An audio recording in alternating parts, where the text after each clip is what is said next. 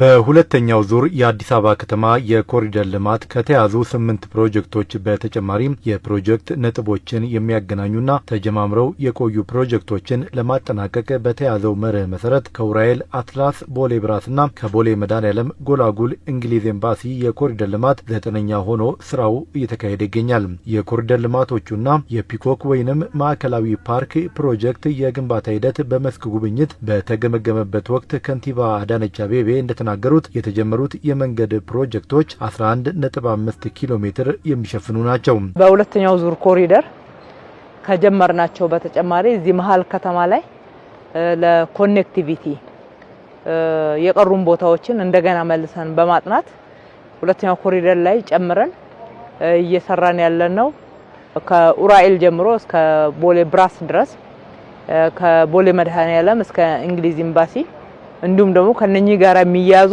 ከዋናው መንገድ ጋራ ለማገናኘት ለኮኔክቲቪቲ የምንሰራቸው በአጠቃላይ ወደ 11.5 ኪሎ ሜትርን የሚሸፍን ኮሪደር ነው። የኮሪደር ልማት ስራው የአካባቢውን ደረጃ ከፍ በሚያደርግ መልኩ እየተገነባ እንደሆነ የሚናገሩት ከንቲባ አዳነች ኢትዮጵያ የምታስተናግደውን 32ኛውን የተባበሩት መንግስታት የአየር ንብረት ለውጥ ጉባኤ ኮፕ 32ን ታሳቢ ባደረገ መልኩ በአደይ አበባ ስቴዲየም ዙሪያም ተጨማሪ ልማቶች ይሰራሉ ብለዋል። እንግዲህ ኢትዮጵያ በጣም እድለኛ ሆነ ለመጀመሪያ ጊዜ በታሪካችን ኮፕ 32ን የዓለምን ትልቅ ትኩረት የሳበውን ጉባኤ ልታስተናግድ ነው። እዚህ አደይ አበባ ስታዲየም የምናስተናግድበት አንዱ ማዕከላችን ነው።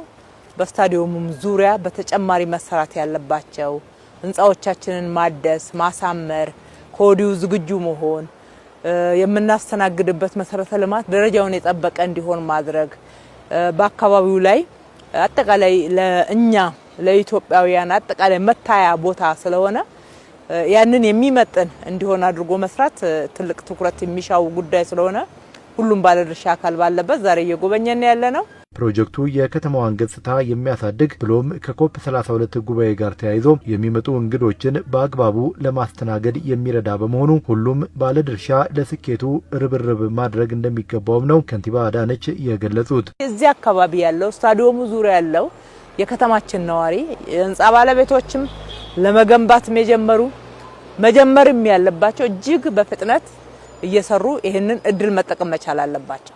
አንደኛ እንግዶቻችንን ኢትዮጵያዊ ክብርን በሚመጥንና አገራችንን ብቻ ሳይሆን አፍሪካን ወከለን ስለሆነ የአፍሪካ ወንድሞቻችን በአንድ ድምጽ ነው ኢትዮጵያ እንድታዘጋጅ የወሰኑት እና የተስማሙት።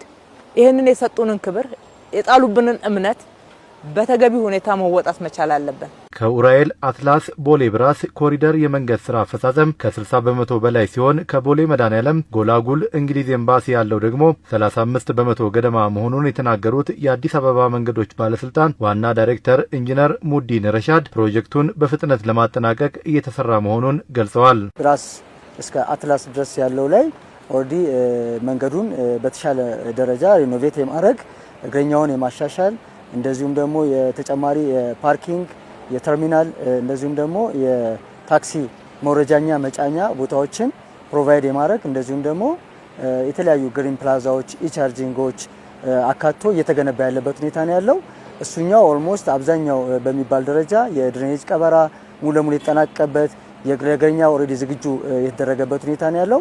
አሁን ላይ በጥሩ ምዕራፍ ላይ ነው ያለው። ኦልሞስት አጠቃላይ አፈጻጸሙ ከ60 በመቶ አካባቢ የደረሰበት ሁኔታ ነው ያለው።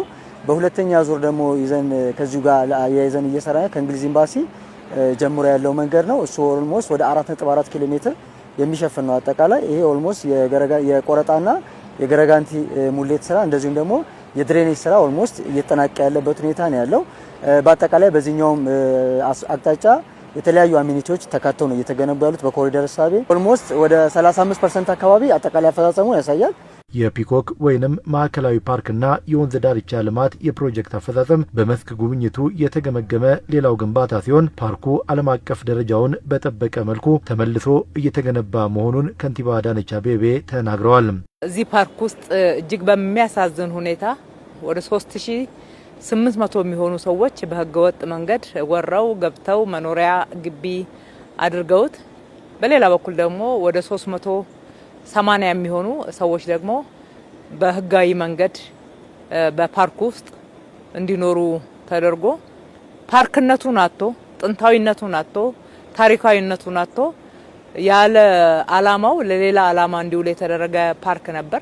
ከ15 ዓመት እንደዚህ በፊት ካሳ የወሰዱ ምትክ ቦታ የተሰጣቸው ኮንዶሚኒየም የተሰጣቸው ሰዎች ከዛ ሳይነሱ ለተጨማሪ 15 ዓመት እዚያ ይኖራሉ። ሌላውም የተተካላቸውንም ደግሞ ይጠቀሙበት የነበሩ ወደ 200 ሰዎች ጭምር እዚሁ ሳይት ላይ መረጃ ስናጠራ መረጃውን አግኝተን መረጃው ላይ በመመርኮዝ እንድንተማመን ግድ ብሎ ወደ ተሰጣቸው ኮንዶሚኒየምና ወደ ገነቡት ቤት እንዲገቡ ተደርጎ የህዝብ ፓርክ ስለሆነ እንደገና መልሰን ለህዝብ በጣም ውብ በሆነ ታሪካዊ በሆነ ዘመኑን በሚመጥን ዓለም አቀፍ ደረጃውን በሚመጥን ደረጃ መልሰን እየገነባ ነው ማለት ነው። በአዲስ መልክ እየተገነባ የሚገኘው የፒኮክ ወይንም ማዕከላዊ ፓርክ መካነ እንስሳት፣ የውሃ ላይ መዝናኛ ስፍራዎች፣ የሰርግ አዳራሾች፣ የገበያ ማዕከላት፣ ባህላዊና ዘመናዊ የምግብ አዳራሾች፣ መንገዶች፣ የወንዝ ዳርቻ መናፈሻዎች፣ የኢትዮጵያውያንን የአኗኗር ስርዓት የሚያሳዩ ኪነ ህንጻዎች፣ የልጆች መጫወቻዎችና